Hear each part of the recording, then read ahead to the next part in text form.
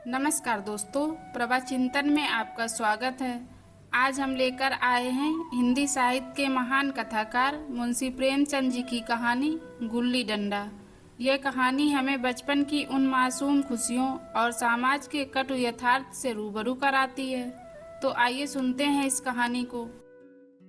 हमारे अंग्रेजी दोस्त माने या ना माने, मैं तो यही कहूँगा कि गुल्ली डंडा सब खेलों का राजा है।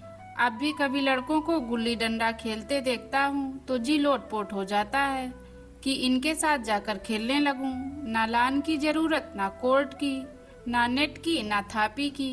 मजे से किसी पेड़ से एक टहनी काट ली, गुल्ली बना ली और दो आदमी भी आ जाएं तो खेल शुरू हो गया।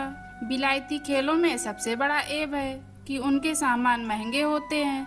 जब तक कम से कम 1 सैकड़ा ना खर्च कीजिए, खिलाड़ियों में शुमार ही नहीं हो पाता।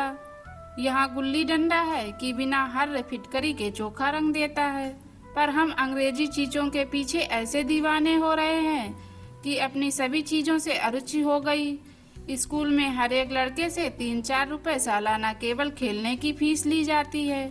किसी को यही नहीं सूझता कि भारतीय खेल खिलाएं जो बिना दाम कौड़ी के खेले जाते हैं। अंग्रेजी खेल उनके लिए हैं जिनके पास धन है। गरीब लड़कों के सिर क्यों यह व्यसन मरते हो? ठीक है, गुल्ली से आंख फूट जाने का भय रहता है, तो क्या क्रिकेट से सिर फूट जाने, तिल्ली फट जाने, टांग टूट जाने का भय नहीं रहता? अगर हमारे माथे में गुल्ली का दाग आज तक बना हुआ है तो हमारे कई दोस्त ऐसे भी हैं जो थापी को बैसाखी से बदल बैठे। यह अपनी अपनी रुचि है। मुझे गुल्ली ही सब खेलों से अच्छी लगती है और बचपन की मीठी स्मृतियों में गुल्ली ही सबसे मीठी है। प्रातःकाल घर से निकल जाना, वह पेड़ पर चढ़ना, टहनियाँ काटना और गुल्ली डंडे बनाना, वह उत्साह, वह खिलाड़ियों के जमघटे, वह पदना और पदाना, वह लड़ाई झगड़े, वह सरल स्वभाव जिसमें छूत अछूत, अमीर गरीब का बिल्कुल भेद न रहता था, जिसमें आमिराना चोचलों की, प्रदर्शन की, अभिमान की गुंजाइश ही न थी। यह उसी वक्त भूलेगा जब जब घर वाले बिगड़ रहे हैं।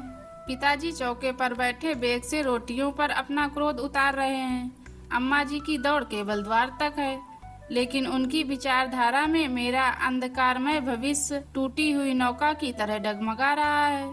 और मैं हूँ कि पदाने में मस्त हूँ। ना नहाने की सुध है, ना खाने की। गुल्ली है तो जरा सी, पर उसमें दुनिया भर की मिठाइयों की मिठास और तमाशों का आनंद भरा हुआ है। मेरे हमजोलियों में एक लड़का गया नाम का था। मुझसे 2-3 साल बड़ा होगा। दुबला, बंदरों की सी लंबी लंबी पतली पतली उंगलियां, बंदरों की सी चपलता, वही झल्लाट। गुल्ली कैसी ही हो, पर इस तरह लपकता था जैसे छिपकली कीड़ों पर लपकती है। मालूम नहीं उसके माँ बाप थे या नहीं, कहाँ रहता था, क्या खाता था, पर था हमारे गुल्ली क्लब का चैंपियन। जिसकी तरफ वह आ जाए उसकी जीत निश्चित थी। हम सब उसे दूर से आते देख उसका दौड़कर स्वागत करते थे और अपना गोइया बना लेते थे। एक दिन मैं और गया 2 ही खेल रहे थे। वह पदा रहा था, मैं पद रहा था। मगर कुछ विचित्र बात है कि पदाने में हम दिन भर मस्त रह सकते हैं, पदना 1 मिनट का भी अखरता है। मैंने गला छुड़ाने के लिए सब चालें चली, जो ऐसे अवसर पर शस्त्र विहित न होने पर भी छब्ब है। लेकिन गया अपना दांव लिए बगैर मेरा पिंड न छोड़ता था। मैं घर की ओर भागा। अनुनय विनय का कोई असर न हुआ था। गया ने मुझे दौड़कर पकड़ लिया और डंडा तानकर बोला, मेरा दांव देकर जाओ। पदाया तो बड़े बहादुर बनके, पदने के बारे में क्यों भागते हो? तुम दिन भर पदाओ तो मैं दिन भर पदता रहूं। हाँ, तुम्हें दिन भर पदना होगा। ना खाने जाऊं ना पीने जाऊं। हाँ, मेरा दांव दिए बिना कहीं नहीं जा सकते। मैं तुम्हारा गुलाम हूँ। हाँ, मेरे गुलाम हो। मैं घर जाता हूँ, देखूं मेरा क्या कर लेते हो। घर कैसे जाओगे? कोई दिल लगी है? दांव दिया है, दांव लेंगे। अच्छा, कल मैंने अमरूद खिलाया था, वह लौटा दो। वह तो पेट में चला गया। निकालो पेट से। तुमने क्यों खाया मेरा अमरूद? तुमने अमरूद दिया तब मैंने खाया। मैं तुमसे मांगने ना गया था। जब तक मेरा अमरूद ना दोगे मैं दांव ना दूंगा। मैं समझता था न्याय मेरी ओर है। आखिर मैंने किसी स्वार्थ से ही उसे अमरूद खिलाया होगा। कौन निस्वार्थ किसी के साथ सलूक करता है? भिक्षा तक तो स्वार्थ के लिए देते हैं। जब गया ने अमरूद खाया तो फिर उसे मुझसे दांव लेने का क्या अधिकार है? रिश्वत देकर तो लोग खून पचा जाते हैं। यह मेरा अमरूद यूं ही हजम कर जाएगा। अमरूद पैसे के 5 वाले थे, जो गया के बाप को भी नसीब ना होंगे। यह सरासर अन्याय था। गया ने मुझे अपनी ओर खींचते हुए कहा, मेरा दांव देकर जाओ, अमरूद समरूद मैं नहीं जानता। मुझे न्याय का बल था, वह अन्याय पर डटा हुआ था। मैं हाथ छुड़ाकर भागना चाहता था, वह मुझे जाने ना देता। मैंने उसे गाली दी, उसने उससे कड़ी गाली दी, और गाली ही नहीं एक चांटा जमा दिया। मैंने उसे दांत काट लिया, उसने मेरी पीठ पर डंडा जमा दिया। मैं रोने लगा। गया मेरे इस अस्त्र का मुकाबला न कर सका। मैंने तुरंत आंसू पोंछ डाले, डंडे की चोट भूल गया और हंसता हुआ घर जा पहुंचा। मैं थानेदार का लड़का एक नीच जात के लौंडे के हाथों पिट गया। यह मुझे उस समय भी अपमानजनक मालूम हुआ, लेकिन घर में किसी से शिकायत ना की। उन्हीं दिनों पिताजी का वहां से तबादला हो गया। नई दुनिया देखने की खुशी में ऐसा फूला कि अपने हमजोलियों से बिछुड़ जाने का बिल्कुल दुख ना हुआ। पिताजी दुखी थे, वह बड़ी आमदनी की जगह थी। अम्मा जी भी दुखी थी, यहाँ सब चीज सस्ती थी और मोहल्ले की स्त्रियों से घराव सा हो गया था। लेकिन मैं सारे खुशी से फूले ना समाता था। लड़कों में जीट उचड़ रहा था। वहाँ ऐसे घर होते होंगे, ऐसे ऊंचे ऊंचे घर हैं कि आसमान से बातें करते हैं। वहाँ के अंग्रेजी स्कूल में कोई मास्टर लड़कों को पीट दे तो उसे जेल हो जाए। मेरे मित्रों की फैली हुई आंखें और चकित मुद्रा बतला रही थी कि मुझसे उनकी निगाहों में कितनी स्पर्धा हो रही थी। मानो कह रहे थे, तू भाग्यवान हो भाई, जाओ, हम तो इसी उजड़ ग्राम में जीना भी है और मरना भी है। 20 साल गुजर गए। मैंने इंजीनियरिंग पास की और उसी जिले का दौरा करता हुआ उसी कस्बे में पहुंचा और डाक बंगले में ठहरा। उस स्थान को देखते ही इतनी मधुर बाल स्मृतियां हृदय में जाग उठी कि मैंने छड़ी उठाई और कस्बे की सैर करने निकला। आंखें किसी प्यासे पथिक की भांति बचपन के उन क्रीड़ा स्थलों को देखने के लिए व्याकुल हो रही थी, पर उस परिचित नाम के सिवा वहां और कुछ परिचित ना था। जहाँ खंडहर था वहाँ पक्के मकान खड़े थे। जहाँ बरगद का पुराना पेड़ था वहाँ अब एक सुंदर बगीचा था। स्थान की काया पलट हो गई थी। अगर उसके नाम और स्थित का ज्ञान ना होता तो मैं उसे पहचान भी ना सकता। बचपन की संचित और अमर स्मृतियाँ बाहें खोले अपने उन पुराने मित्रों से गले मिलने को अधीर हो रही थी, मगर वह दुनिया बदल गई थी। ऐसा जी होता था कि उस धरती से लिपट कर रोऊं और कहूं, तुम मुझे भूल गई, मैं तो अब भी तुम्हारा वही रूप देखना चाहता हूँ। सहसा एक खुली जगह में मैंने 2-3 लड़कों को गुल्ली डंडा खेलते देखा। एक क्षण के लिए मैं अपने को बिल्कुल भूल गया कि मैं एक ऊंचा अफसर हूँ। साहिबी ठाठ में, रौब और अधिकार के आवरण में जाकर एक लड़के से पूछा, क्यों बेटे, यहाँ कोई गया नाम का आदमी रहता है? एक लड़के ने गुल्ली डंडा समेटकर सहमे हुए स्वर में कहा, कौन गया? गया चमार? मैंने यूं ही कहा, हाँ हाँ वही। गया नाम का कोई आदमी है तो शायद वही हो। हाँ है तो जरा उसे बुला सकते हो? लड़का दौड़ता हुआ गया और एक क्षण में एक 5 हाथ के काले लंबे को साथ लिए आता दिखाई दिया। मैं दूर से ही पहचान गया। उसकी ओर लपकना चाहता था कि उसके गले लिपट जाऊं, पर कुछ सोच कर रह गया। बोला, कहो गया, मुझे पहचानते हो? गया ने झुककर सलाम किया। हाँ मालिक, भला पहचानूंगा क्यों नहीं। आप मजे में हो? बहुत मजे में। तुम अपनी कहो। डिप्टी साहब का साइस हूँ। मतई, मोहन, दुर्गा सब कहाँ है? कुछ खबर है? मतई तो मर गया, दुर्गा और मोहन दोनों डाकिया हो गए। आप? मैं तो जिले का इंजीनियर हूँ। सरकार तो पहले ही बड़े जहीन थे। अब कभी गुल्ली डंडा खेलते हो? गया ने मेरी ओर प्रश्न भरी आंखों से देखा। अब गुल्ली डंडा क्या खेलूंगा सरकार, अब तो धंधे से छुट्टी नहीं मिलती। आओ आज हम तुम खेलें, तुम पदाना हम पदेंगे। तुम्हारा एक दांव हमारे ऊपर है, वह आज ले लो। गया बड़ी मुश्किल से राजी हुआ। वह ठहरा टके का मजदूर, मैं एक बड़ा अफसर। हमारा और उसका क्या जोड़? बेचारा झेप रहा था, लेकिन मुझे भी कुछ कम झेपना थी। इसलिए नहीं कि मैं गया के साथ खेलने जा रहा था, बल्कि इसलिए कि लोग इस खेल को अजूबा समझकर इसका तमाशा बना लेंगे और अच्छी खासी भीड़ लग जाएगी। उस भीड़ में वह आनंद कहाँ रहेगा। पर खेले बगैर तो रहा नहीं जाता। आखिर निश्चय हुआ कि दोनों जने बस्ती से बहुत दूर खेलेंगे और बचपन की उन मिठाई को खूब रस ले लेकर खाएंगे। मैं गया को लेकर डाक बंगले पर आया और मोटर में बैठकर दोनों मैदान की ओर चले। एक हाथ में कुल्हाड़ी ली और गंभीर भाव धारण किए हुए था, लेकिन गया इसे अभी तक मजाक समझ रहा था। फिर भी उसके मुख पर उत्सुकता या आनंद का कोई चिन्ह ना था। शायद वह हम दोनों में जो अंतर हो गया था यही सोचने में मग्न था। मैंने पूछा, तुम्हें कभी हमारी याद आती थी गया? सच कहना। गया झेपता हुआ बोला, मैं आपको याद करता हुजूर, किस लायक हूँ।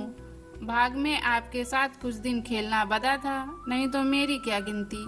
मैंने कुछ उदास होकर कहा, लेकिन मुझे तो बराबर तुम्हारी याद आती थी। तुम्हारा वह डंडा जो तुमने तान कर जमाया था, याद है ना? गया ने पछताते हुए कहा, वह लड़कपन था सरकार, उसकी याद न दिलाओ। वह मेरे जीवन की सबसे रसीली याद है। तुम्हारे उस डंडे में जो रस था वह तो अब न आदर सम्मान में पाता हूँ न धन में। इतनी देर में हम बस्ती से 3 मील निकल आए। चारों तरफ सन्नाटा है। पश्चिम और कोसों तक भीमताल फैला हुआ है, जहाँ जाकर हम किसी समय कमल पुष्प तोड़ ले जाते थे और उसके झुमक बनाकर कानों में डाल लेते थे। जेठ की संध्या केसर में डूबी चली आ रही है। मैं लपक कर एक पेड़ पर चढ़ गया और एक टहनी काट लाया। चट गुल्ली डंडा बन गया। खेल शुरू हो गया। मैंने गुच्छी में गुल्ली रखकर उछाली। गुल्ली गया के सामने से निकल गई। उसने हाथ लपकाया जैसे मछली पकड़ रहा हो। गुल्ली उसके पीछे जाकर गिरी। यह वही गया है जिसके हाथों में गुल्ली जैसे आप ही आप आकर बैठ जाती थी। वह दाहिने बाएं कहीं हो, गुल्ली उसकी हथेली में ही पहुंचती थी, जैसे गुल्लियों पर वशीकरण डाल देता हो। नई गुल्ली, पुरानी गुल्ली, छोटी गुल्ली, बड़ी गुल्ली, नोकदार गुल्ली, सपाट गुल्ली, सभी उससे मिल जाती थी, जैसे उसके हाथों में कोई चुंबक हो, गुल्लियों को खींच लेता हो। लेकिन आज गुल्ली को उससे वह प्रेम नहीं रहा। फिर तो मैंने पदाना शुरू किया। मैं तरह तरह की धांधलियां कर रहा था। अभ्यास की कसर बेईमानी से पूरी कर रहा था। कुछ जाने पर भी डंडा खेले जाता था। हालांकि शास्त्र के अनुसार गया की बारी आनी चाहिए थी। गुल्ली पर ओछी चोट पड़ती और वह जरा दूर पर गिर पड़ती तो मैं झपट कर उसे खुद उठा लेता और दोबारा टाँड लगाता। गया सारी बेकायदगियां देख रहा था, पर कुछ ना बोलता था, जैसे उसे वह सब कायदे कानून भूल गए। उसका निशाना कितना अचूक था। गुल्ली उसके हाथ से निकलकर टन से डंडे से आकर लगती थी। उसके हाथ से छूकर उसका काम था डंडे से टकरा जाना। लेकिन आज वह गुल्ली डंडे में लगती ही नहीं। कभी दाहिने जाती है, कभी बाएं, कभी आगे, कभी पीछे। आधे घंटे पदाने के बाद एक गुल्ली डंडे में आ लगी। मैंने धांधली की, गुल्ली डंडे में नहीं लगी। बिल्कुल पास से गई, लेकिन लगी नहीं। गया ने किसी प्रकार का असंतोष प्रकट नहीं किया। ना लगी होगी। डंडे में लगती तो क्या मैं बेईमानी करता? नहीं भैया, तुम भला बेईमानी करोगे। बचपन में मजाल था कि मैं ऐसा घपला करके जीता बचता। यही गया गर्दन पर चढ़ बैठता, लेकिन आज मैं उसे कितनी आसानी से धोखा दिए चला जाता था। गधा है, सारी बातें भूल गया। सहसा गुल्ली फिर डंडे से लगी और इतनी जोर से लगी जैसे बंदूक छूटी हो। इस प्रमाण के सामने अब किसी तरह की धांधली करने का साहस मुझे इस वक्त भी ना हो सका। लेकिन क्यों ना एक बार सबको झूठ बताने की चेष्टा करूं। मेरा हरज ही क्या है। मान गया तो वाह वाह, नहीं तो 2-4 हाथ पदना ही पड़ेगा। अंधेरे का बहाना करके जल्दी से छुड़ा लूंगा। फिर कौन दांव देने आता है। गया ने विजय के उल्लास में कहा, लग गई लग गई। टन से बोली। मैंने अनजान बनने की चेष्टा करके कहा, तुमने लगते देखा? मैंने तो नहीं देखा। टन से बोली है सरकार। और जो किसी ईंट से टकरा गई हो तो? मेरे मुख से यह वाक्य उस समय कैसे निकला, इसका मुझे खुद आश्चर्य है। इस सत्य को झुटलाना वैसा ही था जैसे दिन को रात बताना। हम दोनों ने गुल्ली को डंडे में जोर से लगते देखा था, लेकिन गया ने मेरा कथन स्वीकार कर लिया। हाँ, किसी ईंट से लग गई होगी, डंडे में लगती तो इतनी आवाज ना आती। मैंने फिर पदाना शुरू कर दिया, लेकिन इतनी प्रत्यक्ष धांधली कर लेने के बाद गया की सरलता पर मुझे दया आने लगी। इसलिए जब तीसरी बार गुल्ली डंडे में लगी तो मैंने बड़ी उदारता से दांव देना तय कर लिया। गया ने कहा, अब तो अंधेरा हो गया है भैया, कल पर रखो। मैंने सोचा कल बहुत सा समय होगा, यह ना जाने कितनी देर पदाए, इसलिए इसी वक्त मामला साफ कर लेना अच्छा होगा। नहीं नहीं, अभी बहुत उजाला है, तुम अपना दांव ले लो, गुल्ली सूझेगी नहीं, कुछ परवाह नहीं। गया ने पदाना शुरू किया, पर उसे अब बिल्कुल अभ्यास ना था। उसने 2 बार टान लगाने का इरादा किया, पर दोनों ही बार हुच गया। 1 मिनट से कम में वह दांव खो बैठा। मैंने अपनी हृदय की विशालता का परिचय दिया। एक दांव और खेल लो, तुम तो पहले ही हाथ में हुच गए। नहीं भैया, अब अंधेरा हो गया, तुम्हारा अभ्यास छूट गया, कभी खेलते नहीं। खेलने का समय कहाँ मिलता है भैया। हम दोनों मोटर पर जा बैठे और चिराग जलते जलते पड़ाव पर पहुंच गए। गया चलते चलते बोला, कल यहाँ गुल्ली डंडा होगा, सभी पुराने खिलाड़ी होंगे, तुम भी आओगे? जब तुम्हें फुर्सत हो तभी खिलाड़ियों को बुलाऊं। मैंने शाम का समय दिया और दूसरे दिन मैच देखने गया। कोई 10-10 आदमियों की मंडली थी। कई मेरे लड़कपन के साथी निकले, अधिकांश युवक थे जिन्हें मैं पहचान ना सका। खेल शुरू हुआ। मैं मोटर पर बैठा बैठा तमाशा देखने लगा। आज गया का खेल, उसका नैपुण्य देखकर मैं चकित हो गया। टान लगाता तो गुल्ली आसमान से बातें करती। कल की सी वह झिझक, वह हिचकिचाहट, वह बेदली आज ना थी। लड़कपन में जो बात थी आज उसने प्रौढ़ता प्राप्त कर ली थी। कहीं कल इसने मुझे इस तरह पदाया होता तो मैं जरूर रोने लगता। उसकी डंडे की चोट खाकर गुल्ली 200 गज की खबर लाती थी। पदने वालों में एक युवक ने कुछ धांधली की। उसने अपने विचार में गुल्ली लपक ली थी। गया का कहना था गुल्ली जमीन में लगकर उछली थी। इस पर दोनों में ताल ठोकने की नौबत आई है। युवक दब गया। गया का तमतमाया हुआ चेहरा देखकर डर गया। अगर वह दब ना जाता तो जरूर मारपीट हो जाती। मैं खेल में ना था, पर दूसरों के इस खेल में मुझे वही लड़कपन का आनंद आ रहा था जब हम सब कुछ भूलकर खेल में मस्त हो जाते थे। अब मुझे मालूम हुआ कि कल गया ने मेरे साथ खेला नहीं, केवल खेलने का बहाना किया। उसने मुझे दया का पात्र समझा। मैंने धांधली की, बेईमानी की, पर उसे जरा भी क्रोध न आया, इसलिए कि वह खेल ना रहा था, मुझे खिला रहा था, मेरा मन रख रहा था। वह मुझे पदाकर मेरा कचूमर नहीं निकालना चाहता था। अब मैं अफसर हूँ। यह अफसरी मेरे और उसके बीच में दीवार बन गई है। मैं अब उसका लिहाज पा सकता हूँ, अदब पा सकता हूँ, सहचर्य नहीं पा सकता। लड़कपन था तब मैं उसका समकक्ष था। यह पद पाकर अब मैं केवल उसकी दया योग्य हूँ। वह मुझे अपना जोड़ नहीं समझता। वह बड़ा हो गया है, मैं छोटा हो गया हूँ।